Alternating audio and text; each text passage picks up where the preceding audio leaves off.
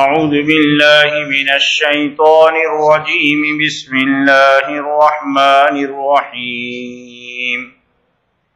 إنما حرم عليكم الميتة والدم ولحم الخنزير وما أهل به لغير الله فمن اضطر غير باغ ولا عاد فلا إثم عليه إن الله غفور رحيم. إن الذين يكتمون ما أنزل الله من الكتاب ويشترون به ثمنا قليلا أولئك ما يأكلون في بطونهم إلا النار ولا يكلمهم الله يوم القيامة ولا يزكيهم ولهم عذاب أليم. أولئك الذين اشتروا الضلالة بالهدى والعذاب بالمغفرة فما أصبرهم على النار ذلك بأن الله نزل الكتاب بالحق وإن الذين اختلفوا في الكتاب لفي شقاق بعيد. صدق اللہ. یقیناً اللہ تبارک و تعالیٰ نے تمہارے لیے حرام کیا ہے مردار کو اور خون کو اور سور کے گوشت کو اور اس جانور کو جس کو اللہ کے علاوہ کسی اور کے نام پر کر دیا ہو. پھر جو کوئی بے قرار ہو جائے اس حال میں کہ وہ حد سے آگے بڑھنے والا نہ ہو اور زیادتی کرنے والا نہ ہو تو اس پر کوئی گناہ نہیں ہے. یقیناً اللہ تبارک و تعالیٰ بڑے معاف کرنے والے رحم کرنے والے ہیں.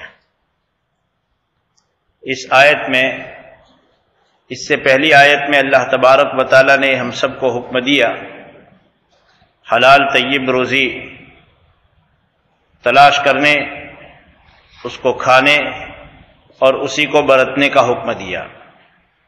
اس کے مقابلے میں کچھ چیزیں ایسی ہیں جس کو اللہ نے ہمیشہ کے لیے تمام اہل اسلام کے لیے حرام کیا ہے. ان میں ہے اپنی موت مرا ہوا جانور.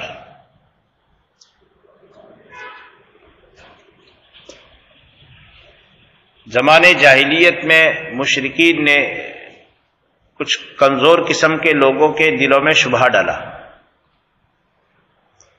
کہ عجیب معاملہ ہے، تم اپنے ہاتھ سے کسی جانور کو اس کا گلا کاٹ دو تو وہ حلال،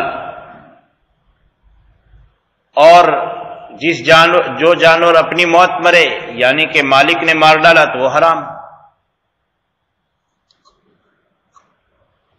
اصل بات یہ ہے کہ اس کا جواب یہ ہے کہ سبھی کی موت اللہ کے حکم سے ہوتی ہے.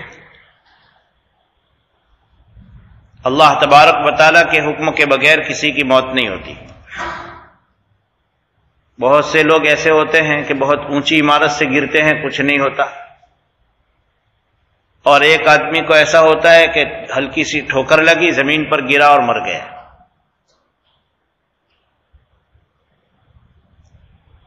جانور کے لیے حلال ہونے کی بنیاد اللہ تبارک و تعالیٰ نے دو چیزوں کو رکھا ہے. جن جانوروں کو حرام نہیں قرار دیا گیا ان جانوروں کے گوشت کے کھانے کے حلال ہونے کے لیے دو بنیادوں کو رکھا. نمبر ایک، اس کے بدن میں دوڑنے والا خون جو ہے اس خون کو باہر نکالنا، اس لیے کہ انسان کے لیے کون سی چیز نقصان دینے والی ہو سکتی ہے وہ خالق کائنات ہی جانتے ہیں. اور دوسرا یہ کہ اس جانور کو ذبح کرنے کے وقت میں اللہ کا نام لینا. دنیا میں جانوروں کو کھانے کے لیے ان کے خون کو باہر نکالنے کا ملکوں میں اور دنیا میں الگ الگ طریقے الگ الگ قوموں میں چلتے ہیں۔ چند سال ہوئے اٹلی میں پوری دنیا کا ایک کانفرنس رکھا گیا تھا، جس میں بڑے بڑے ماہرین لوگ موجود تھے، اور تحقیق یہ کرنی تھی کہ جانور کو کھانے کے لیے کوئی آدمی جھٹکے سے مارتا ہے، کوئی آدمی اس کو الیکٹرک شاٹ لگا کر کے پورا بے ہوش کر دیا جاتا ہے اور اس کے بعد اس کو ذبح کیا جاتا ہے۔ جتنے طریقے رائج ہیں ان سارے طریقوں کے متعلق ایک سرچ پروگرام رکھا تھا کہ سب سے اچھا طریقہ کون سا۔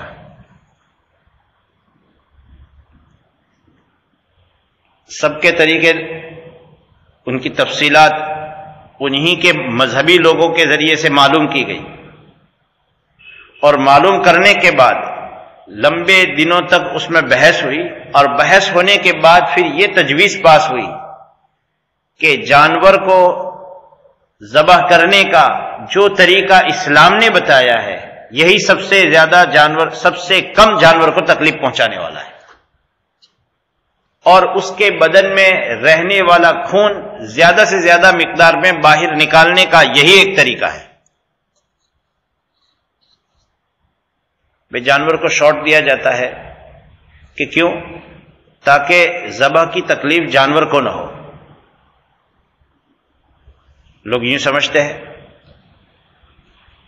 پہلے اس کو الیکٹرک شاٹ لگا دیا جاتا ہے، اس کے بعد اس کا گلا کاٹا جاتا ہے۔ اس پر بھی سرچ کیا گیا کہ ظاہر بات ہے پہلے جانور کو بے ہوش کیا جا رہا ہے تو اس کو تکلیف کم ہوگی جس وقت اس کی رگیں کٹے گی۔ اس کے مقابلے میں اس طریقے کو، جس طریقے سے ہمارے یہاں اسلام نے حکم دیا ہے جانور کو ذبح کرنے کا، اس طریقہ کو سب سے پسندیدہ کیوں کہا گیا کہ تکلیف کم دینے والا ہے؟ تکلیف کا تعلق جو ہے دماغ اور دل کی دونوں کے نبضوں کے جوائنٹ ہونے کے ساتھ ہے۔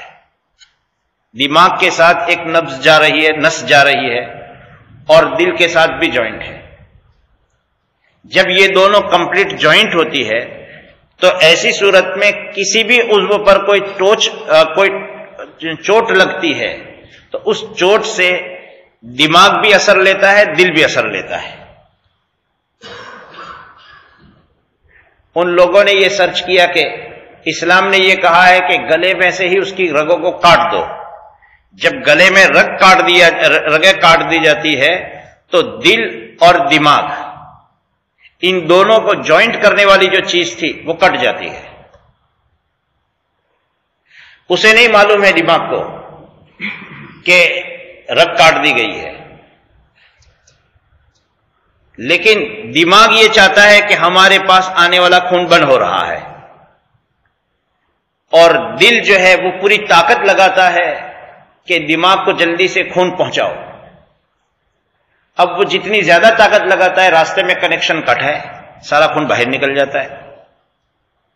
تکلیف کی بات، پہلی رگ کٹتے ہی جب دونوں کا کنیکشن الگ ہو جاتا ہے تو دماغ کے ذریعے سے جو ڈیسائیڈ کیا جاتا ہے، فیصلہ کیا جاتا ہے کہ مجھے کچھ تکلیف پہنچ رہی ہے، اس کی نبض کٹ جانے کی وجہ سے اس کی تکلیف کا نام ہی ختم ہو جاتا ہے، اور زیادہ سے زیادہ مقدار میں خون باہر نکل جاتا ہے۔ تو پھر کہا گیا، اس پر اعتراض کیا گیا کہ جانور بے قرار ہو رہا ہے، تکلیف اس کو ہو رہی ہے، اس کی نشانی یہ ہے کہ وہ پیر پچھاڑتا ہے۔ کیونکہ کوئی ایسا نہیں تھا کہ مسلمانوں کا مجمع بیٹھا تھا اور وہ تحقیق کر رہا تھا، بلکہ مسلمانوں کے خلاف دماغ رکھنے والے لوگ زیادہ مقدار میں تھے اور سوچا جا رہا تھا۔ تو کہا اصل اس کی وجہ یہ ہے کہ جب نبض کٹتی ہے تو نبض کے کٹنے کی وجہ سے دل خون باہر نکل رہا ہے، دل اوپر دماغ کی طرف بھیج رہا ہے جبکہ راستے میں نکل رہا ہے۔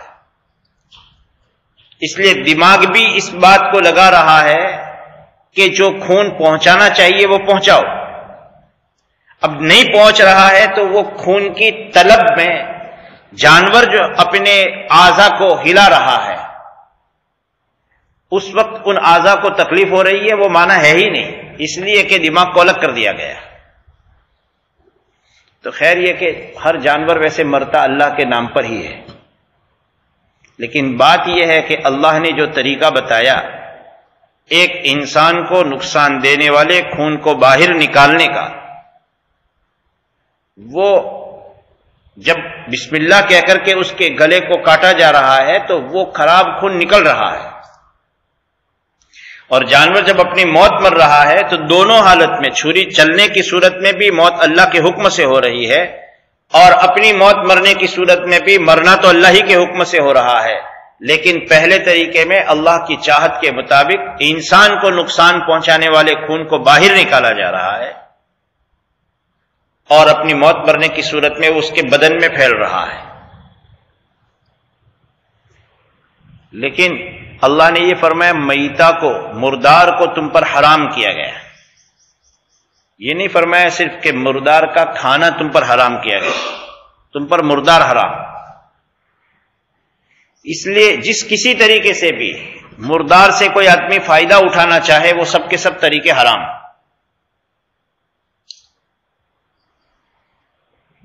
اس لیے ایک آدمی مسلمان ہو کر کے اپنی موت مرے ہوئے جانور کو کھا نہیں سکتا تو ساتھ ساتھ میں کسی کو کھلانے کے لیے دے نہیں سکتا. اس لیے کہ سامنے جو آدمی اپنی موت مرے ہوئے جانوروں کو کھانے کا کام رکھتا ہے وہ اگر مسلمان نہیں ہے تو وہ ہماری شریعت کا مکلف نہیں ہے، لیکن ہمیں یہ کہا جا رہا ہے کہ مردار حرام ہے. تو کسی ایسے آدمی کو دینا کہ جو کھائے اور اس نیت سے دینا کہ وہ کھا لے. ہمارا کھانا بھی حرام ہے تو کسی کو کھانے کے لیے دینا بھی حرام ہے.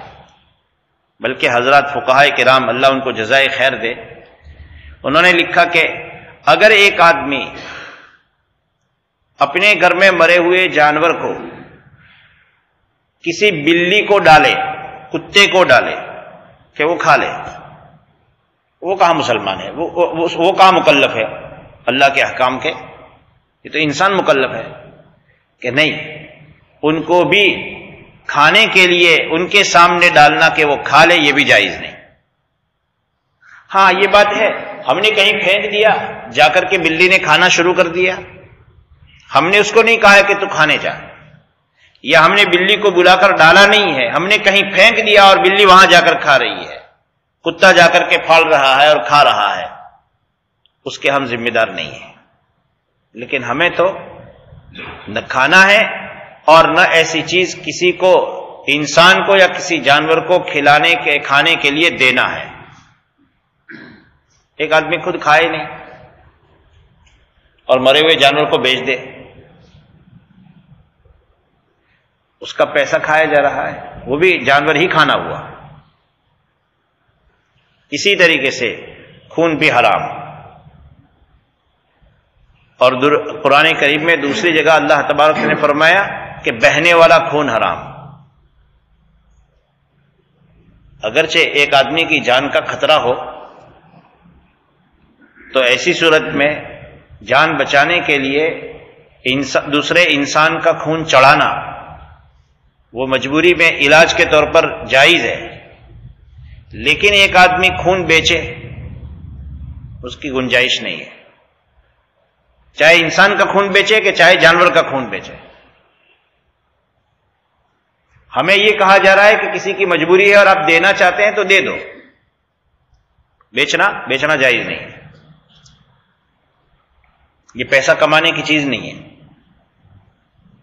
اسلام تو ہمدردی سکھلاتا ہے. اسی طریقے سے سور کا گوشت اور سور کے بدن کے تمام اجزاء بالکل اس کی گنجائش نہیں ہے.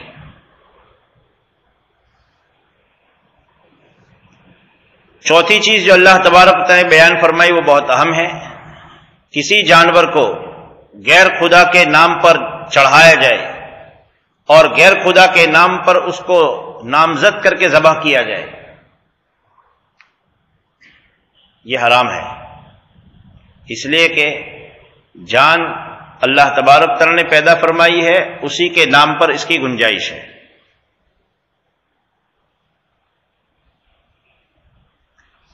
آج کل ایک چیز تو یہ نہیں ہے، لیکن اس کے قریب قریب ہو رہا ہے۔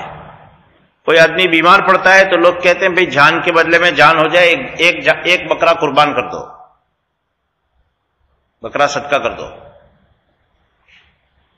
یہ صحیح نہیں ہے۔ بیماریوں کا علاج کرنے کے لیے جیسے علاج کیا جاتا ہے تو ویسے صدقات کے ذریعے سے علاج کیا جاتا ہے، وہ اپنی جگہ پر صحیح ہے، لیکن جان کے بدلے میں جان، اس کی گنجائش نہیں ہے۔ ہاں، ایک آدمی یہ چاہتا ہے کہ بھائی ہم جیسے پیسوں کا صدقہ کریں، گیہوں کا صدقہ کریں، آٹے کا صدقہ کریں، ایسے گوشت کا صدقہ کرنا چاہتے ہیں۔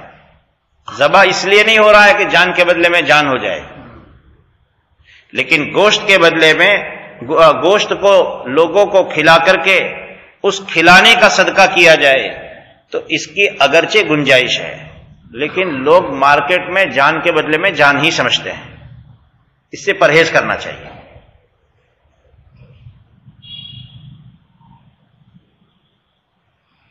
کبھی جانور کو لوگ مزاروں کے نام پر، بزرگوں کے نام پر چھوڑ دیتے ہیں۔ زمانے جاہلیت میں لوگ مورتیوں کے نام پر چھوڑتے تھے، اور آج جو ہے جانوروں کو قبروں کے نام پر چھوڑا جاتا ہے۔ یہ دونوں اپنے اندر ایک دوسرے کے ساتھ مشابہت رکھتے ہیں۔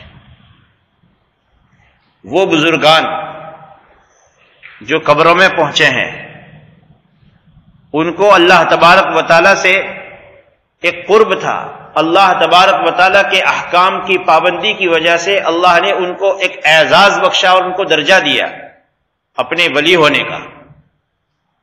وہ زندگی بھر اللہ تبارک و تعالیٰ کے احکام کو نمبر 1 درجہ دیتے رہے، اور آج انہی کی قبر پر نبی کریم علیہ الصلوۃ والسلام کی تعلیمات کے خلاف قبروں پر جانور کو چڑھایا جائے تو یہ یقیناً ان کی زندگی کی تعلیمات کے خلاف عمل ہے۔ حرام چیزیں حرام ہیں، لیکن حرام چیزوں کی کبھی ہماری شریعت کا کمال یہ ہے کہ کبھی 1000 میں 1 مرتبہ قصہ پیش آ جائے، 1000 موقعوں میں 1 موقع پر قصہ پیش آ جائے، اس کے متعلق بھی مستقل شریعت کے احکام ہیں۔ وہ حکم یہاں بیان کیا جا رہا ہے کہ ایک آدمی ایسا ہے کہ اس کے پاس کھانے پینے کی کوئی پاک حلال چیز موجود نہیں ہے، اگر موجود ہے تو کوئی حرام چیز ہے۔ ایسا کوئی روزانہ نہیں ہوتا۔ ہم نے تو اپنی زندگی میں ایسا کوئی قصہ نہیں پڑھا کہ ایک آدمی کی جان جا رہی تھی اور اس کے پاس میں تھا تو صرف حرام چیز تھی، حلال نہیں تھی۔ ایسا روزانہ نہیں ہوتا، لیکن یہ دین کے کمال کی بات ہے کہ ایسے احوال کے متعلق بھی احکام بتائے کہ ایسی کوئی ضرورت پیش آ جائے کہ جس میں جان کا خطرہ ہو، اگر کھانا ہے تو یہی ایک حرام چیز موجود ہے، پینا ہے تو یہ حرام چیز موجود ہے۔ اگر آدمی کی جان کا خطرہ ہو تو ایسی صورت میں اس کی 2 شرطوں کے ساتھ اللہ تبارک و تعالیٰ نے اس کے کھانے کی اجازت دی ہے، اس کو حلال نہیں کیا۔ وہ چیز اپنی جگہ پر حرام تھی، حرام رہے گی، البتہ اس آدمی کے لیے اس مجبوری میں جس میں یہ شرطیں پائی جائے گی تو وہ گنہگار نہیں ہوگا۔ وہ شرط کیا ہے؟ غیر باغ ولا عاد۔ آدمی اس چیز کو جو حرام ہے استعمال کرے تو اس کی نیت یہ ہو کہ میں اپنی جان بچانے کے لیے اس کو استعمال کر رہا ہوں، ولا عادل، اور حد سے آگے بڑھنے والا نہ ہو کہ اگر 2 لقموں سے ضرورت پوری ہو سکتی ہے تو تیسرا لقمہ نہ اٹھائے۔ لیکن ایسی ضرورتیں کھانے پینے کی تو نہیں آتی، لیکن اسی سے اللہ تبارک و تعالی، کیونکہ اللہ کا کلام جو ہے وہ لفظ ایک ہوتا ہے لیکن اس کے ماتحت میں دوسرے بہت سے احکام نکلتے ہیں۔ کبھی آدمی بیماری میں مبتلا ہو جاتا ہے اور اس بیماری کا علاج کوئی ایسی چیز ہے کہ جو حرام ہے، ناپاک ہے۔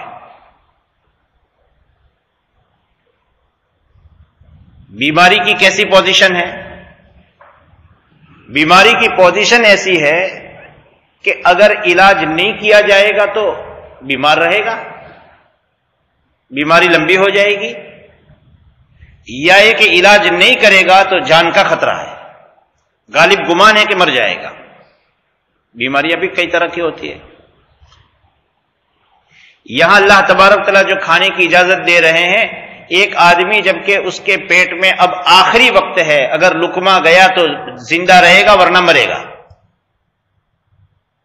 ایسی بیماری میں کوئی آدمی مبتلا ہو جائے، اللہ نہ کرے، کہ اگر اس بیماری میں یہ علاج نہیں کیا تو ایسی صورت میں جان جانے کا یقین ہے، غالب گمان ہے۔ اور پھر اس علاج کے سوا جو ناپاک چیز استعمال ہونے والی ہے، جو حرام چیز استعمال ہونے والی ہے، اس کے سوا اس بیماری کے لیے کوئی اور علاج ہے ہی نہیں۔ تو ایسی صورت میں بقدر علاج اس کی گنجائش ہے۔ علاج کرنا ضروری نہیں، لیکن بقدر علاج گنجائش ہے۔ کہ کیوں؟ کہ جیسے بغیر کھانے سے مرنے کا یقین ہے، ایسے ہی اگر اس بیماری کے بغیر، اس بیماری کے علاج کے بغیر مرنے کا یقین ہے تو اپنی جان کو بچا سکتا ہے آدمی۔ اور اس صورت میں وہ حرام چیز حرام ہی ہے، ناپاک چیز ناپاک ہی ہے، البتہ اس آدمی کے لیے اس مجبوری میں استعمال کرنے سے گنہگار نہیں ہوگا۔ ورنہ عام حالات میں ناپاک چیز کے ذریعے سے علاج، اللہ کے رسول صلی اللہ علیہ وسلم نے فرمایا مومن کے لیے اللہ تبارک و تعالیٰ نے حرام میں شفا نہیں رکھی۔ مومن کے لیے اللہ تبارک و تعالیٰ نے حرام میں شفا نہیں رکھی۔ اس لیے دوا کے متعلق بھی بہت، اور دوا کے اب آج کل تو مارکیٹ میں ایسی چیزیں بھی بکتی ہو گئی کہ جن کے متعلق معلومات ہوتی ہے اور ان کے باہر اجزائے ترکیبیہ میں بنائی جن چیزوں کو ڈال کر کے اس کو تیار کیا گیا، اس میں باہر ہی لکھا ہوا ہوتا ہے کہ فلاں ناپاک چیز ہے۔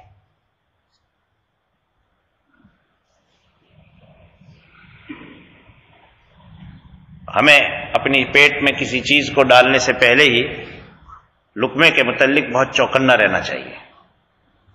پیٹ میں جانے والا لقمہ ناپاک ہو، چاہے جان بوجھ کر چاہے بھول سے جائے، بھول سے جانے کی صورت میں پکڑ نہیں ہوگی، لیکن اتنی بات طے ہے کہ زہر کا گھونٹ جان بوجھ کر آدمی پیے کہ بے خبری میں پیے، وہ اپنا اثر کرتا ہے۔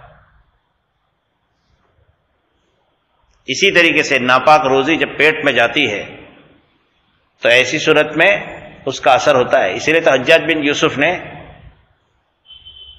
اپنی حکومت کے وقت میں مستجاب الدعوات جو جماعت تھی، اس جماعت کو بلا کر کے حرام کے لقمے کھلا دیے تھے اور کہا اب تمہاری بددعا سے میں محفوظ ہوں، کرتے رہو بددعا۔ حالانکہ ان لوگوں کو تو نہیں معلوم تھا کہ ہمیں کیا کھلایا جا رہا ہے۔ اس لیے پیٹ میں جانے والے لقمے انجان پنے میں جائے، بھلے وہ انجان پنے میں جائے، وہ اپنا اثر کرے گا۔ ایک آدمی کو شوگر ہو اور کوئی کھانے کی چیز وہ کھا رہا ہے جس میں بڑی مقدار میں شوگر اندر ہے، اس کو پتہ نہیں ہے، لیکن پیٹ میں وہ کھانا جائے گا تو شوگر اس کا لیول اپ ہوگا۔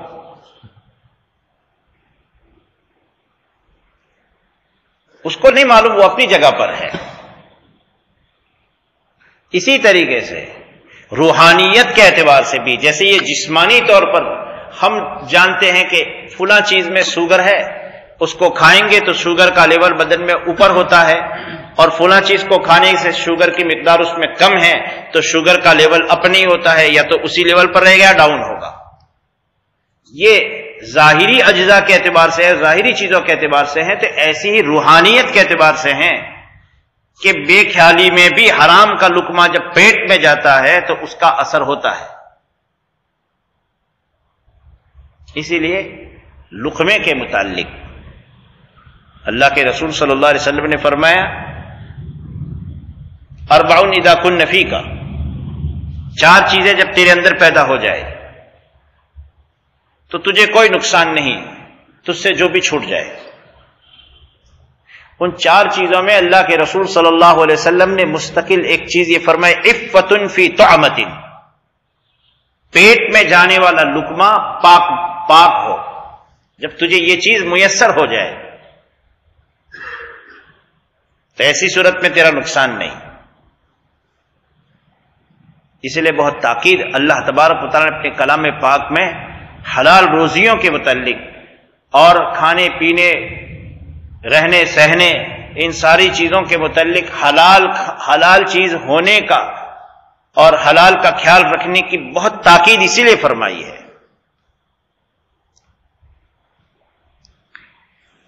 اور اگر کوئی آدمی ایسی مجبوری میں رغبت رکھتے ہوئے اور حد سے زیادتی کرتے ہوئے نہ کھائے تو اس کی گنجائش ہے، گناہ نہیں ہوگا، اللہ تبارک تعالیٰ بڑے معاف کرنے والے ہیں۔ تو ایسے علاج میں بھی گنجائش ہے، جب جان کا خطرہ ہو اور اس علاج کے سوا کوئی دوسرا علاج نہ ہو اور اس علاج میں کوئی ناپاک چیز استعمال کی گئی ہو تو اس صورت میں جبکہ جان کا بچنا یقینی ہو، گنجائش ہے، لیکن اس میں بھی جتنی مقدار کی ضرورت ہو اتنی ہی مقدار کی دوائی کا استعمال کرنا چاہیے، اس سے زائد نہیں۔ اگلی آیت میں اللہ تبارک و تعالیٰ نے اہل کتاب کے علماء کی خرابی کو بیان فرمایا ہے۔ حضرت شاہ ولی اللہ محدث دہلوی علیہ الرحمہ اپنی کتاب میں تحریر فرماتے ہیں کہ بنی اسرائیل کے علماء کی جن خرابیوں کو بیان کیا گیا اور بنی اسرائیل کے عوام کی جن خرابیوں کو بیان کیا گیا، آج وہ لوگ نہیں ہیں، لیکن قرآن کریم میں اللہ تبارک و تعالیٰ نے ان کی عوام کی خرابیوں کو اور ان کے علماء کی خرابیوں کو آج بھی ان آیات کو باقی رکھا۔ کیوں؟ حضرت شاہ ولی اللہ فرماتے ہیں اس لیے کہ ان کے علماء کی جو خرابیاں تھیں وہ اس امت کے علماء کو یاد رکھنی ہے کہ کہیں وہ علماء یہود کے وہ علماء تھے تو وہ تورات کے بڑے عالم، لیکن انہوں نے جو غلط طریقہ اختیار کیا اس غلط طریقہ کے ذریعے سے ان پر اللہ کی لعنت اتری اور وہ برباد ہوئے۔ اس امت کے علماء بھی اس طریقے کو یاد رکھیں کہ یہ برے طریقے اپنے اندر پیدا نہ ہونے دیں، کہ ورنہ کہیں ایسا نہ ہو کہ جیسے وہ برباد ہوئے اور ان پر لعنت اتری، آج ان علماء پر بھی لعنت اتر سکتی ہے۔ اسی طریقے سے بنی اسرائیل کی عوام، ان کی خرابیوں کو بھی قرآن نے جا بجا بیان فرمایا کہ کیوں؟ اس امت کی عوام کو متنبہ کرنے کے لیے اللہ تبارک و تعالیٰ کے یہاں کسی کا اللہ کے ساتھ میں کوئی نسبی رشتہ نہیں ہے۔ اللہ کے یہاں تو دستور یہ ہے کہ جو ہم سے عبدیت کا تعلق رکھتے ہوئے صحیح طریقے پر چلے گا تو ہم اس کو اپنا مقرب بنائیں گے، غلامی اور بندگی کا تعلق صحیح طور پر رکھے، ہم سے استوار تعلق رکھے تو ہماری جانب سے اس کو نوازا جائے گا، اور جو تعلقات کو بگاڑے گا تو چاہے کوئی بھی ہو۔ نبیوں کی اولاد تھی لیکن تعلق صحیح نے رکھا، برباد ہوئے، اور بت کے پجاری لوگ تھے لیکن ان کی اولاد تھی اور اللہ سے صحیح تعلق رکھا تو اللہ نے خلیل اللہ بنا دیا۔ تو اس خرابی کو بیان کرنے کے لیے ان کے اندر برائیاں یہ تھی کہ تورات کے احکام کا علم ان کے پاس تھا. لوگ تورات کے مسائل پوچھنے کے لیے اور اللہ کے احکام جاننے کے لیے عوام آتی. پھر وہ علماء کیا کرتے؟ جیسا چہرہ ویسا جواب. کوئی ایسا آدمی ہے کہ جس سے اپنی دنیا کا تعلق ہے اور دنیا بگڑے گی تو اس کے لیے اللہ کے حکم کو بگاڑ دیا. اور کوئی بھولا بھالا آدمی ہے تو اس کو کھری کھری سنا دی. اور دنیا دار آتا تو اس سے مال پانی لیتے اور اللہ کے احکام میں تبدیلی بیان کر دیتے. اللہ تبارک و تعالیٰ نے ان کے متعلق وعید بیان فرمائی ہے. ترجمہ اس کا یہ ہے کہ جو لوگ کے چھپاتے ہیں اللہ تبارک و تعالیٰ کے اس حکم کو جو اللہ نے کتاب میں نازل فرمایا اور اس حکم کے بدلے میں دنیا کا تھوڑا سا مال کماتے ہیں، یہی لوگ ہیں جو اپنے پیٹوں میں آگ بھرتے ہیں. اللہ کے حکم کے بدلے میں مال آدمی کمائے گا، وہ آدمی کبھی کامیاب نہیں ہوگا. اللہ تبارک و تعالیٰ ان سے قیامت کے دن بات نہیں فرمائے گا اور انہیں پاک صاف نہیں کرے گا اور ان کے لیے دردناک عذاب ہے. اللہ ان سے بات نہیں کرے گا، یعنی بات محبت کے انداز میں نہیں کرے گا، ورنہ میدان محشر میں اللہ تبارک و تعالیٰ لوگوں سے بات کریں گے. بڑے سے بڑے کافر کو بھی اللہ تبارک و تعالیٰ اپنے سامنے کٹہرے میں کھڑے کریں گے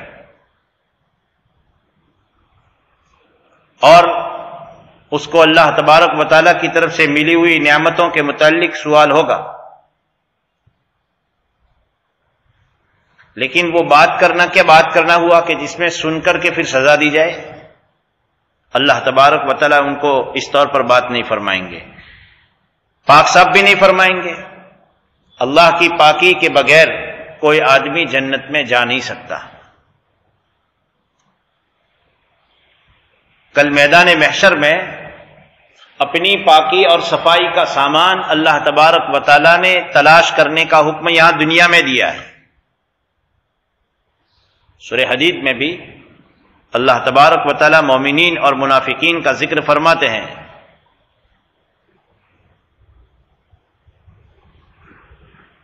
منافقین کل قیامت کے میدان میں مومنین سے کہیں گے انظرونا نقتبس من نورکم، ذرا ہمارا انتظار کرو، تمہاری روشنی سے ہم فائدہ اٹھانا چاہتے ہیں. قیل ارجعوا وراءکم فالتمسوا نورا، اللہ پاک کی طرف سے اعلان ہوگا کہ ان کو کہو تم واپس پیچھے جاؤ اور اپنی روشنی اپنی جگہ سے ڈھونڈ کر لے آؤ، ہماری روشنی سے تمہیں کچھ فائدہ نہیں ہوگا. اور پھر ان کے درمیان میں ایک دیوار کر دی جائے گی، ایک طرف مومنین ہوں گے اور ایک طرف منافقین ہوں گے. اس لیے کل قیامت کے میدان میں ہر آدمی کو روشنی کی ضرورت ہوگی. کل قیامت کے میدان میں ہر آدمی کو اللہ تبارک و تعالیٰ کی طرف سے صفائی ملے، اس کی ضرورت ہوگی. اور وہ سارا انتظام وہاں ہونے والا نہیں ہے، بلکہ اس کا نظام اللہ تبارک و تعالیٰ نے اس دنیا کی زندگی پر موقوف رکھا ہے، آدھارت کیا ہے کہ یہاں ہی آدمی فکر کرے. جتنے اللہ تبارک و تعالیٰ کے احکام کا ہم پاس و لحاظ رکھیں گے اتنا وہاں اللہ تبارک و تعالیٰ صفائی کا انتظام کرے گا، پاک صاف کرے گا. کیونکہ اللہ کے احکام کی خاصیت ہی ہے بندوں کو صاف کرنا.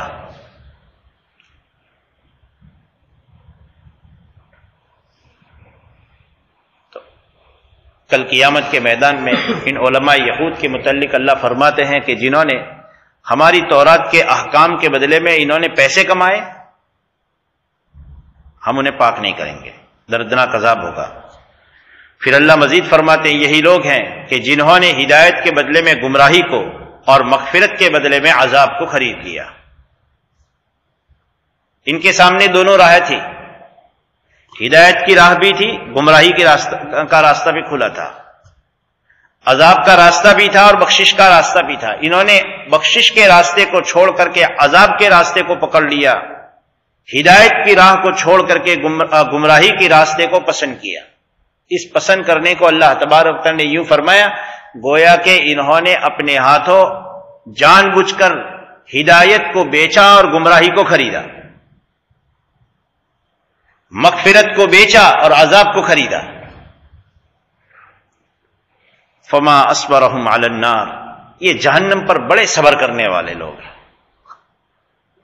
یعنی ان کی ہمت کی بات ہے. اللہ نے اپنے کلام میں پہلے سے، جیسے آج قرآن میں ہے کہ بھائی اللہ کے احکام میں تبدیلی نہ کرو، اور جو اللہ کے احکام کی نافرمانی کرے گا تو جہنم میں جلنا ہوگا. قرآن میں جیسے آج موجود ہے، ایسے تورات میں بھی اللہ تبارک و تعالیٰ نے جا بجا ان چیزوں کو بیان کیا تھا. جب یہ چیز صاف صاف اللہ تبارک نے بیان کر دی تھی تو پھر بچنا چاہیے. پھر بھی نہیں بچے، اس کا مطلب یہ کہ یوں سمجھو کہ گویا کہ یوں کہہ رہے ہیں کہ کوئی نہیں ہم جہنم کو جھیل لیں گے. سب مشرکین میں بھی کچھ لوگ ایسے تھے کہ ہم جہنم میں جائیں گے، ہمیں کوئی ڈر نہیں ہے. جہنم پر ذمہ دار کتنے فرشتے ہیں کہ 19 فرشتے. تو ایک مشرک نے یوں کہا او ہو بس 19 ہی ہے، 17 کو تو میں ہی نمٹا دوں گا، 2 کو تم نمٹا دینا، ہم سب جہنم سے نکل جائیں گے. الیاذ باللہ. ایسا اس وقت ہوتا ہے جب آدمی حق کی مخالفت، 2 طرح ہوتی ہے. حق اس کی مخالفت ایک تو آدمی اس لیے کرتا ہے کہ وہ حق کو جانتا نہیں ہے،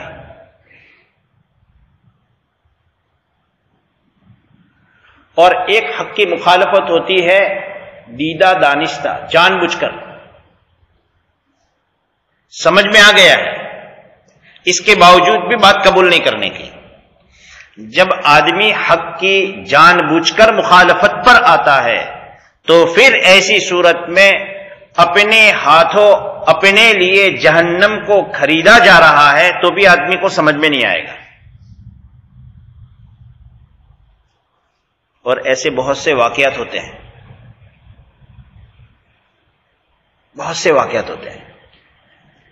جب 2 آدمیوں کا آپس کا معاملہ ہوتا ہے، دونوں اس بات پر تیار ہوتے ہیں کہ چلو بھائی شریعت کا حکم معلوم کرتے ہیں، اور پھر جس کے پیٹ میں چور بیٹھا ہوتا ہے وہ بات بناوٹ کرنے کی پوری محنت میں رہتا ہے، اور پھر جب بات کھل کر آ جاتی ہے اور اللہ کا حکم سامنے والا کوئی بھی عالم دین سنا دیتا ہے، تب ایسی صورت میں جس آدمی نے جان بوجھ کر حق کی مخالفت کا فیصلہ کیا ہے، اس وقت اس کی زبان کے جو کلمات ہوتے ہیں، زبان سے نکلنے والے جو بول ہوتے ہیں، وہ حقیقت میں ڈر لگتا ہے بولتے ہوئے.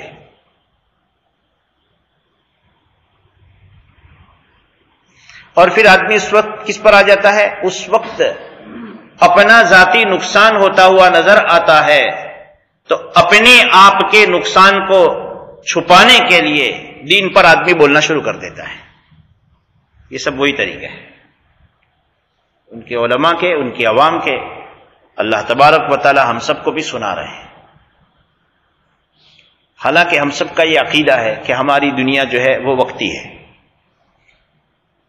انہوں نے بھی جو دنیا کا فائدہ لیا اللہ کے احکام میں پھیر بدل کر کے تھوڑی دنیا کما لی،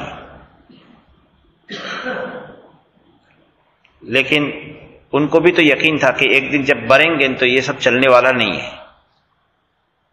اور آج ہم کو بھی حقیقت میں جس وقت کوئی معاملہ کسی شخص کا کسی سے بنتا ہے تو اس وقت ہمارا دل بھی کہتا ہے کہ یہ لمبا چلنے والا نہیں ہے. لیکن اللہ تبارک و تعالی جس کو حق پر چلنا آسان کرتے ہیں اسی کو توفیق ملتی ہے. اللہم لا سہل الا ما جعلتہ سہلا. اے اللہ کوئی چیز آسان نہیں ہے جب تک کہ آپ آسان نہ کریں. اس لیے اللہ سے ہمیشہ حق کی اتباع کی توفیق مانگنی چاہیے کہ اے اللہ ہمیں ہمیشہ حق پر چلنے کی توفیق عطا فرما. اور اللہ تبارک تعالیٰ دل پر دستک تو دیتے ہیں کہ جو یہ ہو رہا ہے وہ حق ہے اور یہ ہو رہا ہے وہ باطل ہے. اور جب پہل موقع پر جب آدمی ہمت کرتا ہے حق کے اوپر جمنے کی تو اللہ ہمیشہ جماتے ہیں. اور پہلے موقع پر جب آدمی اپنی دنیا کے عارضی فائدے کے لیے حق کو پیچھے کرتا ہے اور اپنے فائدے کو لے لیتا ہے تو پھر اللہ دل پر مہر لگا دیتے ہیں. اللہ یہی بیان فرماتے ہیں کہ یہ اس وجہ سے کہ اللہ تبارک و تعالیٰ نے کتاب کو حق کے ساتھ اتارا ہے. اللہ نے اپنے ہر زمانے میں جتنی آسمانی کتابیں آئی تمام کی تمام کتابوں کو برحق اتارا، اور جو لوگ کے کتاب میں اختلاف کرتے ہیں وہ دور کی گمراہی میں اور دور کی زید میں جا پڑتے ہیں. مخالفت پر آدمی حق سے بہت دور ہو جاتا ہے. بھول سے آدمی کسی ناواقفیت سے کسی گناہ کے کام میں پڑ جائے وہ بھی برا ہے، لیکن وہ اتنا برا نہیں ہے جتنا آدمی جان بوجھ کر حق کی مخالفت کرے. اس لیے اس سے توبہ کرنی چاہیے. اللہ ہمیں ہماری حفاظت فرمائے. یا ارحم الراحمین، یا اکرم الاکرمین، یا راحم المساکین، یا ذی القوة المتین، یا رب لک الحمد کما ينبغی لجلال وجهک وعظیم سلطانک. اللهم لک الحمد کما تقول وخیرا مما نقول. اللهم لک صلاتی ونسکی ومحیای ومماتی وإلیک مآبی ولک رب تراثی. اللهم صل علی محمد النبی الأمی وعلی آلہ وسلم تسلیما. الہ العالمین، ہم سب کے لیے حق کو آسان فرما دیجئے، حق کی پیروی کی توفیق عطا فرما دیجئے، گمراہی پر جمنے سے ہم سب کی اور پوری امت مسلمہ کی پوری حفاظت فرما دیجئے. الہ العالمین، حلال روزی کھانے اور حلال پر جینے اور حلال پر مرنے کی توفیق عطا فرما دیجئے. حرام سے ہماری اور ہماری نسلوں کی حفاظت فرما دیجئے. الہ العالمین، اپنے کلام پاک کے مطابق ہم سب کو زندگی گزارنے کی توفیق عطا فرما دیجئے. الہ العالمین، کلام پاک کے مطابق اور احادیث طیبہ کے مطابق زندگی گزارنے کی ہمارے لیے راہوں کو ہموار فرما دیجئے. اے دلوں کے پلٹانے والے میرے اللہ، ہمارے دلوں کو ایمان پر ثابت قدم فرما دیجئے. اے دلوں کو ثابت کرنے والے میرے اللہ، ہمارے دلوں کو اپنی طاعت پر ثابت قدمی نصیب فرما دیجئے. الہ العالمین، ہدایت کے ملنے کے بعد گمراہی سے ہماری حفاظت فرما دیجئے، ہماری نسلوں کی حفاظت فرما دیجئے، ہمارے اعزاء اقربا کی، ہمارے دوست احباب کی، ہمارے ماں باپ کی، ہمارے بیوی بچوں کی حفاظت فرما دیجئے. الہ العالمین، ارتداد سے ہماری اور ہماری نسلوں کی حفاظت فرما دیجئے. ایمان پر ثابت قدمی نصیب فرما دیجئے. قرآن کریم سے سچی محبت عطا فرما دیجئے. سنت نبویہ سے محبت عطا فرما دیجئے. الہ العالمین، ہمیں اپنے حبیب صلی اللہ علیہ وسلم کی تعلیمات پر چلنے کی توفیق عطا فرما دیجئے. ہم آپ سے آپ کی محبت اور آپ کے حبیب صلی اللہ علیہ وسلم کی محبت کی درخواست کرتے ہیں. ہم سب کو عطا فرما دیجئے. ہمیں اپنا خصوصی تعلق عطا فرما دیجئے. الہ العالمین، ہم آپ سے آپ کی محبت اور آپ کی جنت اور جنت کے قریب لے جانے والے قول و عمل کی درخواست کرتے ہیں. ہمارے لیے آسان فرما دیجئے. الہ العالمین، ہم آپ کے غضب سے اور آپ کی جہنم سے اور جہنم کے قریب لے جانے والے ہر قول و عمل سے پناہ طلب کرتے ہیں. ہم سب کی حفاظت فرما دیجئے. الہ العالمین، ہماری زندگی کے آخری دن کو ہماری زندگی کا بہترین دن اور ہماری زندگی کے آخری گھڑی کو ہماری زندگی کی بہترین گھڑی بنا دیجئے، اور ہماری زندگی کے آخری عمل کو آپ کے دربار کا اخلاص پر مقبول ترین عمل بنا دیجئے. الہ العالمین، حسن خاتمہ عطا فرما دیجئے. بری موت سے حفاظت فرما دیجئے. الہ العالمین، تمام اہل اسلام کے حلال روزگار میں بھرپور برکت عطا فرما دیجئے. تمام اہل اسلام کے حلال روزگار کی پوری حفاظت فرما دیجئے. الہ العالمین، ہماری نسلوں کی اور ہماری ذریت کی پوری حفاظت فرما دیجئے. الہ العالمین، آپ نے ہم پر ہماری اپنی اولاد کی تربیت کی جو ذمہ داری رکھی ہے، اس ذمہ داری کو ہمیں کما حقہ نبھانے کی توفیق عطا فرما دیجئے، اور ہماری اولاد کی بہترین تربیت فرما کر ان کو ہماری آنکھوں کے لیے ٹھنڈک اور دل کا سرور بنا دیجئے. الہ العالمین، ہمیں اور ہماری اولاد کو، ہمارے ماں باپ، ہمارے اعزاء اقربا اور ہمارے دوست احباب کو عقائد حقہ، اعمال صالحہ، اخلاق فاضلہ کی توفیق عطا فرما دیجئے. برے عقائد سے، برے اعمال سے، برے اخلاق سے، برے کردار سے اور برے ماحول سے اور برے ماحول کے برے اثرات سے اور برے دوستوں سے اور برے دوستوں کی بری صحبتوں کے برے اثرات سے ہم سب کی پوری حفاظت فرما دیجیے۔ الہ العالمین ہمیں اپنی شریعت سے سچی محبت عطا فرما دیجیے۔ الہ العالمین آخری عشرے کی مولا کریم رات اور دنوں کی ہمیں قدردانی کی توفیق عطا فرما دیجیے۔ شب قدر کی مقبول عبادت کی توفیق ہمارے لیے آسان فرما دیجیے۔ انعام کی رات میں ہمیں آپ کی طرف سے انعام کے ملنے کا حقدار بنا دیجیے۔ الہ العالمین ان کی راتوں کی ہمیں قدردانی کی توفیق عطا فرما دیجیے۔ رات دن کی گھڑیوں کو آپ کی نافرمانی سے محفوظ رکھ کر کے گزارنے کی توفیق عطا فرما دیجیے۔ الہ العالمین اس ماہ مبارک میں آپ نے اپنے فضل و کرم سے جو نیکیاں کروائیں ان کو قبول فرما لیجیے۔ جو برائیاں ہم سے ہو گئی اس کو معاف فرما دیجیے۔ الہ العالمین بچے کچے دنوں کی قدردانی کی توفیق عطا فرما دیجیے۔ الہ العالمین اہل غزہ کی مدد فرما دیجیے، اہل غزہ کی مدد فرما دیجیے۔ الہ العالمین اہل غزہ کی مدد فرما دیجیے۔ مسجد اقصی کی رہائی کی شکلوں اور صورتوں کو آپ پیدا فرما دیجیے۔ مولا کریم ان اہل غزہ کی قربانیوں کو مسجد اقصی کی آسانی کے لیے قبول فرما دیجیے۔ حرمین شریفین کی حفاظت فرما دیجیے۔ تمام مساجد، تمام مکاتب، تمام مدارس کی، الہ العالمین تمام تبلیغی مراکز اور خانقاہوں کی اور تمام دینی جماعت و جمعیت اور تنظیمیں جو آپ کے دین کے لیے کام کر رہی ہیں، آپ کی رضا کے لیے کام کر رہے ہیں، ان سب کی پوری حفاظت فرما دیجیے۔ الہ العالمین ہمارے ملک میں اہل اسلام پر خصوصی رحم نازل فرما دیجیے۔ الہ العالمین اہل اسلام پر خصوصی رحم نازل فرما دیجیے۔ الہ العالمین تمام اوقاف کی پوری حفاظت فرما دیجیے۔ تمام اوقاف کو اپنے حفظ و امان میں لے لیجیے۔ الہ العالمین ہم عبد المطلب سے بھی کمزور ہیں اور آپ اپنی طاقت کے ساتھ پہلے سے بھی موجود ہیں۔ الہ العالمین ان تمام اوقاف کی پوری حفاظت فرما دیجیے۔ ہمیں جن لوگوں نے دعا کے لیے کہا ہے، لکھا ہے، متوقع ہیں، جن کا ہم پر ایمانی، علمی، جانی، مالی کسی طرح کا احسان ہے، ان کی تمام دنیاوی جائز تمنا اخروی ضرورتوں کو پورا فرما دیجیے۔ وصلی اللہ علیہ نبی محمد وآلہ وصحبہ اجمعین۔